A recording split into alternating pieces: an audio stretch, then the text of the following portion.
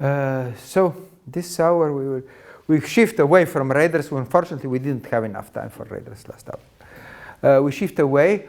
We shift to a reflection that always happens, and we are mainly not aware of it, even in everyday communication.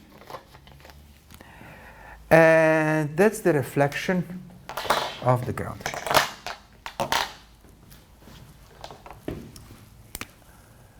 So it happens, just to make a simple example, say on mobile communications with mobile phones. So mobile phones do not communicate to each other, but they have one station is on a base station on a tower, and the other station is carried out by people.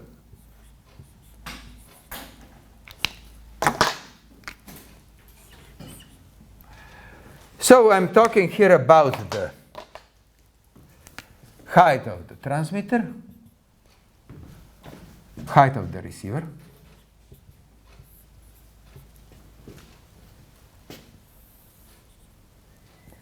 what do I get here? I get here a direct ray,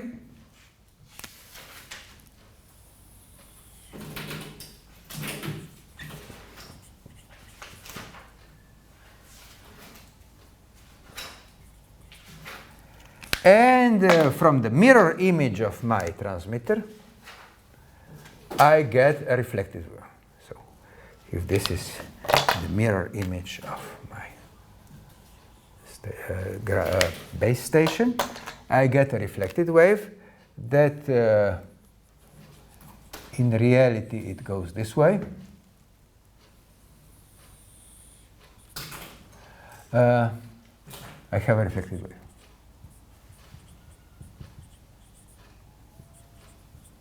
Or reflected wave, reflected ray, or reflected wave. And this thing is very disturbing, taking into account the typical figures I have in mobile communications. So what are the figures here? I have the receiver at about 1.5 meters. I have the transmitter perhaps on a tower that's 30 meters high. But the horizontal distance here, say for the GSM phones, for newer phones it's even smaller, the horizontal distance here is around 3 kilometers. So this incidence here is very shallow. This angle theta here for the reflection, so theta. Theta goes towards pi over half, towards the right angle. So I have a very shallow incidence of the waves, and with very shallow incidence, if theta goes towards pi half, according to the Fresnel formulas, both the gamma TE and gamma TM go towards -1. So reflections under very shallow incidences, when theta goes towards pi, so if you remember the Fresnel formulas we had in optical communications, both regardless of what is the, here is n is 1 of R, regardless of what is n of ground. Regardless what is the reflectivity of the ground, what is the refraction index on the ground, at very shallow incidences, both gamma goes towards towards -1. So I can pretty much assume that gamma here is equal to -1. This is my calculation. Even this gamma -1 is pretty good for soil, but you may argue that at the wavelength, so here we have a frequency of 900 megahertz for GSM phone, 900 megahertz. That gives us a wavelength of 33 centimeters. You may argue that this soil is actually, the ground is not actually flat enough to have a mirror-like reflection. And the area actually used for this reflection, if I draw here the first ellipsoid for this reflected links, the first ellipsoid, the first Fresnel ellipsoid, will be something like that. The cross-section of the first ellipsoid with the ground is very large, so first Fresnel zone is actually here for the reflection. Fresnel zone is very large. So you can actually argue that the shape of the soil is not flat, is rough. So what happens on a rough soil? I draw here a rough soil, and this is my delta, my unevenness of the soil. So my wave may get reflected off here, or maybe from a small bump, or maybe reflected from the hole here. And the reflected wave goes here. So now the issue is, what is the path difference? Pathless difference. So what is, if I draw the triangles here, what is this length plus this length here? If I have an unevenness of delta over there. And so this plus this is delta L1, delta L2. When I have the angle here I have theta, I have it here, and theta, I also have it here. This. So the whole path difference, delta L, is now delta L1 plus delta L2, is now twice, because these two are identical, twice delta times which function? Cosine theta.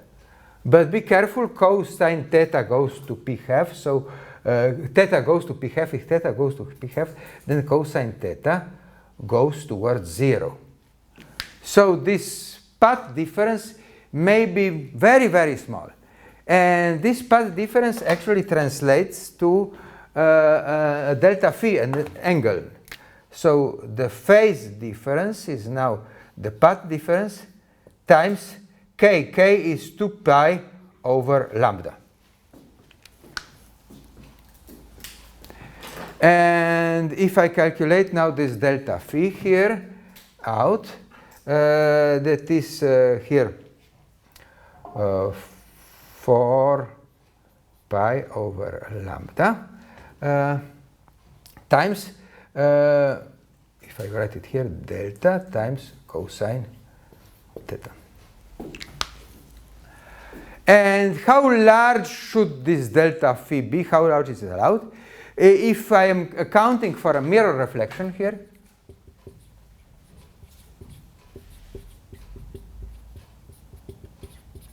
this thing should be actually smaller than, for a mirror reflection, smaller than pi quarter. Then I have mirror reflection. Pi quarter is a very small deviation of the angle. It gives an almost mirror reflection here. So this is our Rayleigh criterion for flatness. Rayleigh for flatness.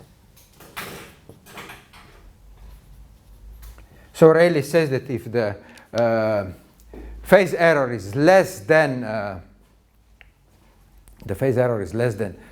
pi over 4, then I have a practically flat surface and I have a mirror reflection. What does this translate into?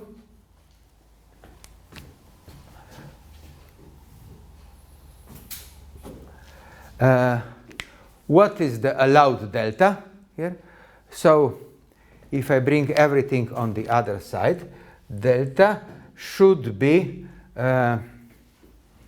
less than.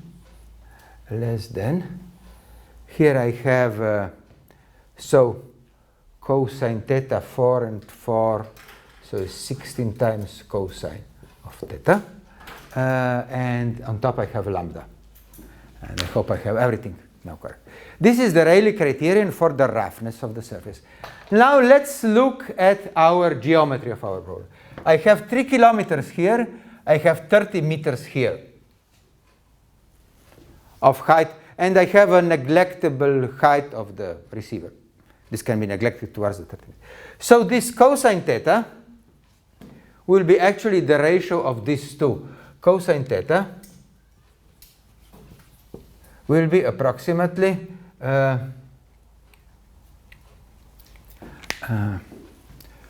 so cosine theta will be approximately now 0.01. So this is 30 meters divided by the 3 kilometers if I worked out the triangles now here.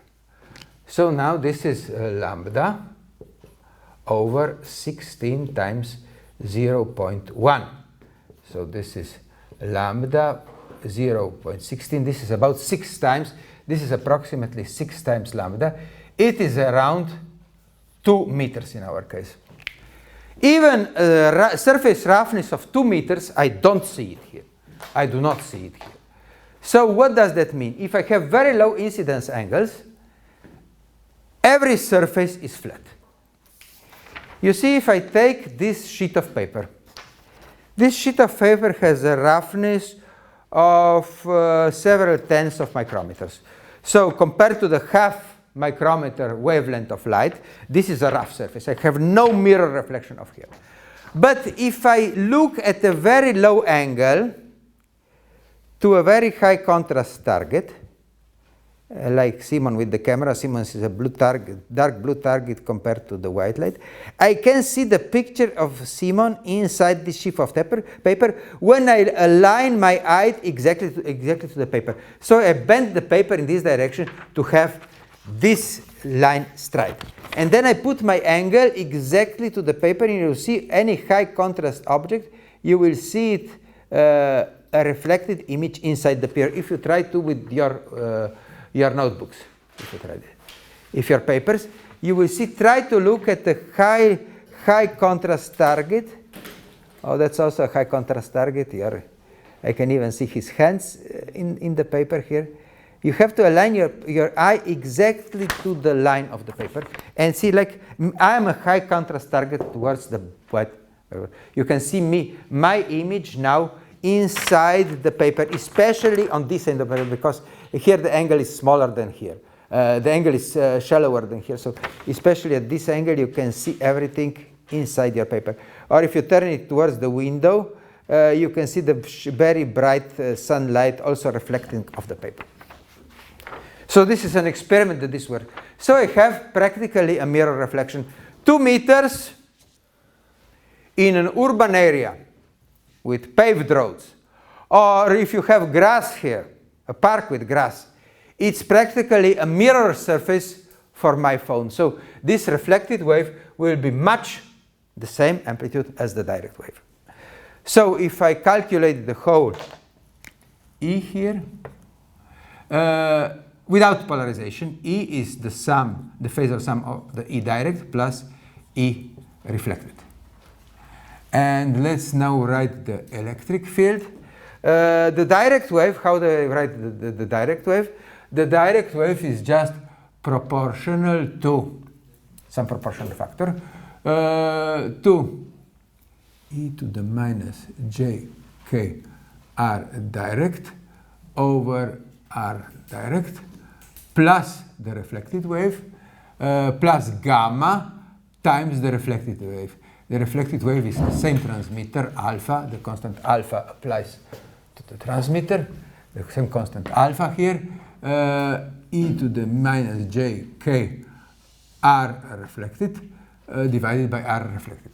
This direct ray has r direct, and the distance r reflected wave is the one down there. So this equation actually comes out what? Comes out, if I calculate this thing, I can put out alpha.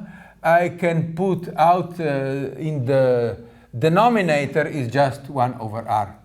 Because the amplitude is very small. The amplitude difference between this one and this one is very small. But the phase difference is not small.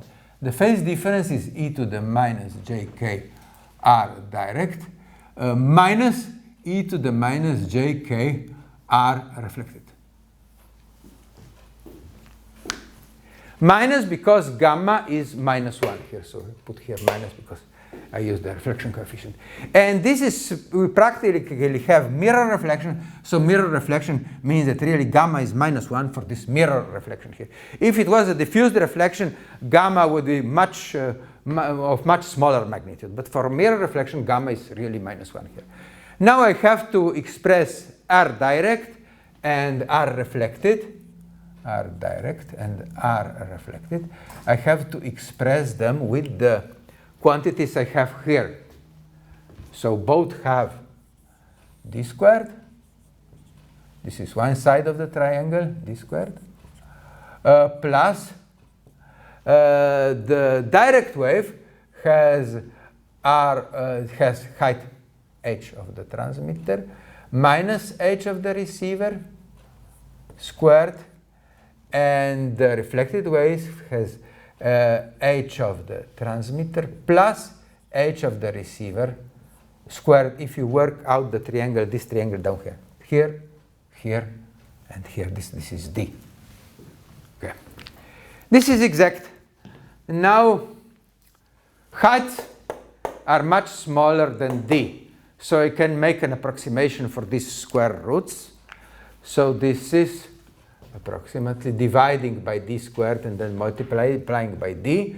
So this is d plus minus, plus. Here, I have plus in both cases. An approximation for the square root is 2d in the denominator. 2d in the denominator. Here is htx minus hrx squared. Here is htx plus hrx squared. Let's further work out the squares we have over there. And this equals to d plus 2d. Here is h of the transmitter squared plus h of the receiver squared. H of the transmitter squared plus h of the receiver squared. But the term with the number 2, twice h transmitter, h receiver, that has a minus sign here. So minus h transmitter, h receiver. I cancel the 2 with the 2 in the denominator, and here is plus. H transmitter, h receiver over D. So they are slightly different. Notice that what is equal. This is equal in phase. This is different. So I could translate. This is alpha over r, e to the minus jk here. And here I have all the terms that are identical. D plus h transmitter squared plus h receiver squared over 2d. And this is identical. But in what is left over, I only have to write the difference. The difference terms are this here. So e to the minus jk, here is h transmitter, h receiver over d. Because it has a minus sign, it's plus over here. Minus e to the minus jk, h transmitter, h receiver over d. Okay? And I could say what? I could say that this thing here is approximately less the phase. It's approximately to the E of the direct wave. E of the direct wave would have a slightly different way, so a phase, so I can just write it with an absolute value here. While the second term is 2j sine of the argument. Sine of the argument is k times htx hrx over d. So I can say that our electric field, just the magnitude I'm looking, is the magnitude of the direct wave, and we know what to expect for the direct wave. We know what to expect for. We already worked with the Friese equation, but I have twice sine k htx hrx over d. I omitted j because I wrote here absolute values, so I omitted j on purpose here. In fact, I should only look at this value as positive, so I should still use here an absolute sign, because sign may also get negative. What happens now with the powers? With the powers, so the power actually received is power of the direct wave. Power is proportional, say is alpha star, proportional to the square of the electric field, the power received. Power is the power of the direct wave times twice this sine k htx hrx over d squared. This is always positive, so I'm fine here. I do not write further signs. So what does that say? If I draw here the power, the received power as a function of h receiver, this power here at the receiving side will go something like this. Sine squared is sine of twice the argument, is raised sine or raised cosine.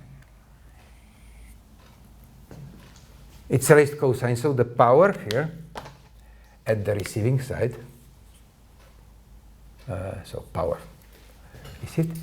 We actually see an interference pattern. And then the interference pattern is given by this sign here. Now, usually our users are not that tall. This user is quite small, 1.5 meters at 3 kilometers. That's the reason why the argument of this sign is very small. So let's try to calculate the argument. So 2 times sine of k htx hrx over d. And usually this thing here, this argument, is much smaller than 1. If the argument of a sine function is much smaller than 1, then this is approximately just the argument. We can replace the sign with the argument. 2 times k htx hrx over d. But now let's replace k with lambda, is 2 times 2 pi over lambda htx hrx over d. This is an approximate for small users, and most users are really small compared to the horizontal distance. So we are not going to see the whole interference pattern. We are only going to see the beginning here. We are only see this in this region here is actually the actual height of the users in this region. So I can further simplify this thing. This is now 4 pi over lambda times htx hrx over d. And everything, of course, gets squared. I get much less power because this thing is actually small. This thing is very small. I get much less power. What will be the whole Friese equation? The whole Friese equation, if I can write it down, the Friese equation for the direct wave. The direct wave on its own, has now a solution like this. So it's power of the transmitter times gain of the transmitting antenna, gain of the receiving antenna, lambda over 4p distance squared. This horizontal distance is almost equal to the direct wave. We already simplified that here. We said the small variation will not bring much here. So this is our Friese equation. And what will be now the power of the, including the reflection from ground, will be the Friese equation, power Tx, the gain of the transmit antenna, gain of the receiving antenna. Here I have lambda over 4p distance squared times this factor here. And this factor here is now 4p over lambda times htx hrx over d squared. This is an approximation, of course. Approximation here, approximation here. But makes sense. Makes sense in our case. So this is power of the transmitter, gain of the transmit antenna, gain of the receive antenna. What's left in the fraction?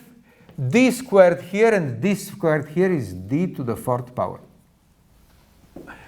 And lambda cancels out, 4 pi cancels out, h height of the transmitter squared, height of the receiver squared. So this is now a solution for a mobile phone. That's pretty valid for a mobile phone. We saw that we usually do not have surface roughness more than 2 meters in these practical communications. Everything is valid. Assumptions, 3 kilometers, range of a base station, 30 meters, tower height, 1.5 meters user height. Everything fits here. What do we see? Even though we have no obstacles here, there are no obstacles here, but we have a much lower received power. And this received power does not decay with the square of the distance as for free space. Free space decays with the square of the distance. With ground reflections, we decay with the 4th power of the distance. So we have a much quicker decay of the field, a much lower radio range. Now, here we think as engineers. And engineers usually start crying. Now we have a very small range of our base stations. What are we going to do? Well, the businessmen think the opposite way around. For the businessman, actually, is an advantage to have a quick decay of the received power. Why? Because if you have a much quicker decay of the received power, you can install another base station on the same frequency at a certain distance and repeat the same frequency channel once again. So, paying the same amount of taxes for using the frequency range, you get twice or many times the amount of users. And that's good for businessmen, not for engineers. So businessmen think this is great. We engineers cry about seeing d to the 4th power in the denominator. But engineers finding in the denominator, finding a higher power, businessmen are very happy because they can define the actual range where their radio works. And having the range limited to short distances, they can repeat the channel, then they can have many more phone calls, they can get many more money out of the same frequency range, they have to pay for it. And this equation is actually also interesting. This is easy to remember. It's gain of both antennas, d to the 4th power in the numerator, in the denominator, and in the numerator we have just the height of the transmitter squared and the height of the receiver squared. What we are actually doing practically in mobile communications is adjusting the height of the transmitter regarding to the range we want. If you want a shorter range, you just decrease the tower of the transmit antenna. If you want the larger range, you just increase the height of the tower of the antenna. You will seldom see mobile phone antennas installed on mountain tops. Because on mountain tops, you get to such a large range. Yes, you have good communication, but just with one phone. As soon as you have two phones, they start to interfere. That's the reason why if you carry your mobile phone in the mountains with you, the mobile phone will stop working, because this principle no longer works. If you go with the receiver much higher than the 1.5 meters above the flat surface, you get only interference.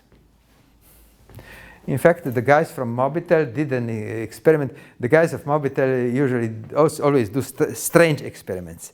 And the guys of Mobitel took a balloon ride here in Ljubljana. You know that they had, some time ago, they had balloon rides with hot air balloons here in Ljubljana barrier, the barrier of Ljubljana. And they took with them a special measured receiver. And a measurement receiver. And their receiver worked perfectly while the balloon was on the ground. Because you have this high attenuation because of the reflection of ground. As soon as their balloon climbed over 100 meters altitude above ground, they only received interference. They received many base stations all at the same time, and that was just interference. It was impossible to establish communication with a GSM phone. In fact, if you carry your GSM phone with you in the mountains, usually the GSM phone will not work from the mountaintop. Forget it, your mobile phone. But if you carefully select your location, say if you walk around the peak of the mountain, you maybe get a spot where you only see one powerful base station, and you can establish communication from that. But from all other locations, it's all interference. So this is speaking shortly about the phone. With the phone and the traditional user height here, you will only stay around here, around this parabolic version of this curve. And this is, in fact, our approximation of the parabola we made here. This is a parabolic function. The parabolic function is valid down here. Of course, if you go larger, then sine is no longer, this approximation for the sine function is no longer valid. And we even get here twice the field, or up here we may get 4 times the power of the direct wave. Because here the interference and direct wave sum, the reflected and direct wave sum together, and you get twice the field or 4 times the power. What is interesting with this equation? So where is the trick here? As I said, I have one base station here. I have one user here. If I have such a quick decay because of the reflected wave of the ground, I can put another base station at sufficient distance, and I can reuse the same channel once again. So if I draw the green base station, so now this has a much more destructive interference towards my user, and a much more destructive interference actually cancels out the interference.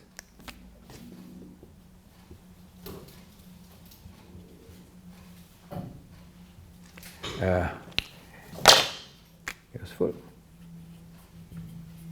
If I draw here this D useful, and if I draw this D interference,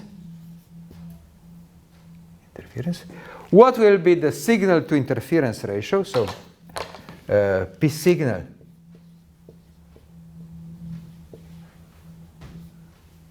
over P interference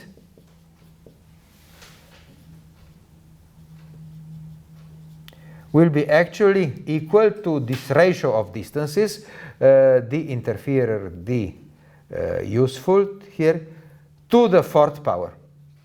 And this grows quite quickly. Even for small ratio, Usually it's enough to have a 1 to 5 ratio. 1 to 5 ratio to the 4th power, that's already 1 to 625. So already a very good signal to interference ratio. And that's practically used in all companies putting up cellular radio. Carefully trimming the heights. So this is H useful, this is H interference. Carefully trimming the heights of the base stations to have exactly the signal to interference ratio they want to have the wanted coverage. So this thing actually turns out useful, though we receive much less signal than before. It's interesting to notice that this formula is also valid, fits very well measurements. What do we get out of measurements? So empirical.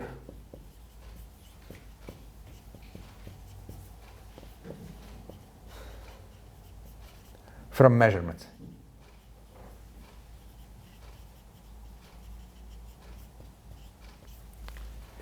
Okay, the empirical formula for the received power is, okay, a proportional constant, we have to find out what it is, to the transmit power, to the gain of both transmit and receive antennas, and this makes sense.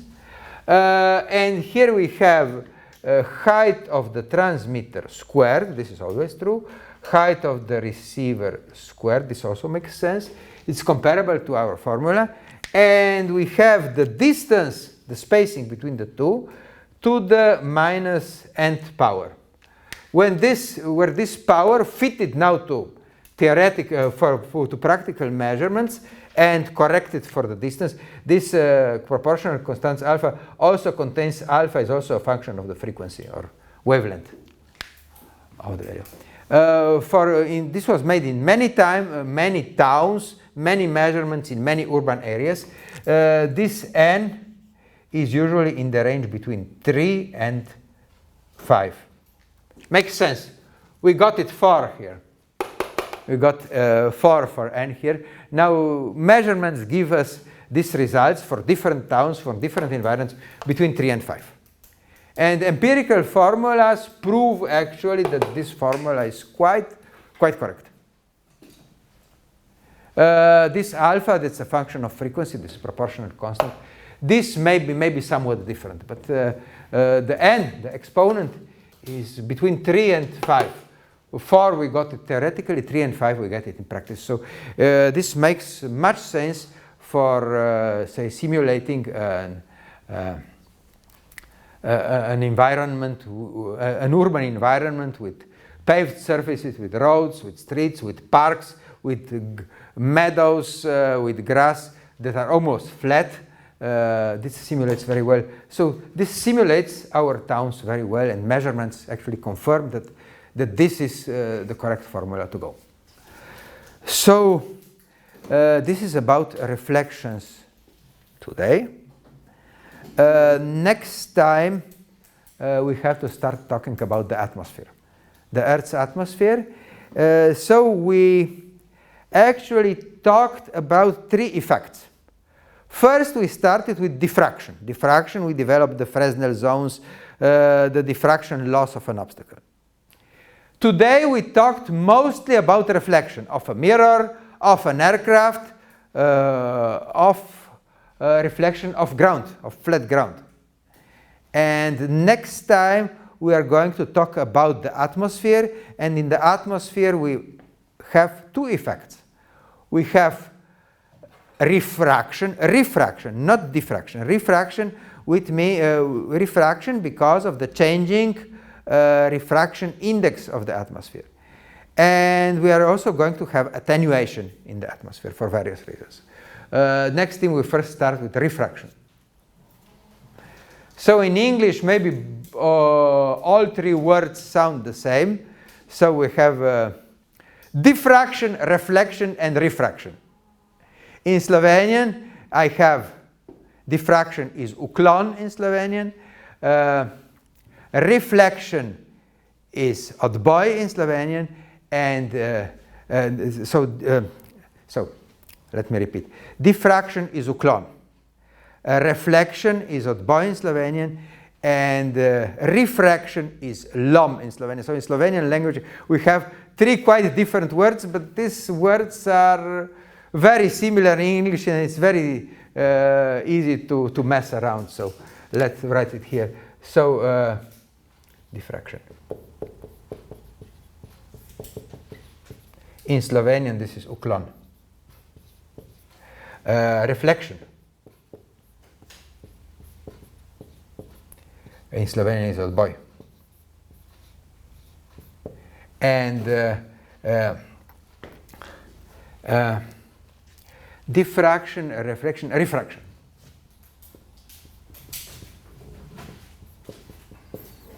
In Slovenian, this is lom.